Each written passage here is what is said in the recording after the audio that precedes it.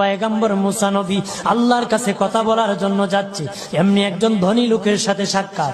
ধনী কয়, মুসা রে, ও মুসা, আমার এত ধন হিসাব রাখতে পারি না, আল্লাহরে জিগাইবানি কি করলে আমার ধন কমবে? মুসা নবী কয়, ঠিক আছে জিগাইব। একজন বৃদ্ধার সাথে একজন মহিলার সাথে দেখা। মহিলা কয়, মুসা কই যাও, কই যাও রে মুসা? মুসা নবী কয়, তোর পাহাড়ে যাব, আল্লাহর সাথে কথা বল।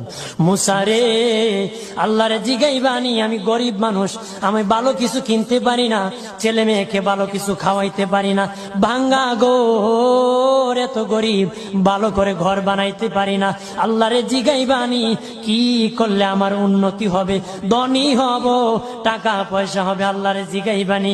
আল্লাহ মুসা নবী কয়, ঠিক আছে, আল্লাহরে জিগাইব, তুমি কেমনে ধনী হইবা?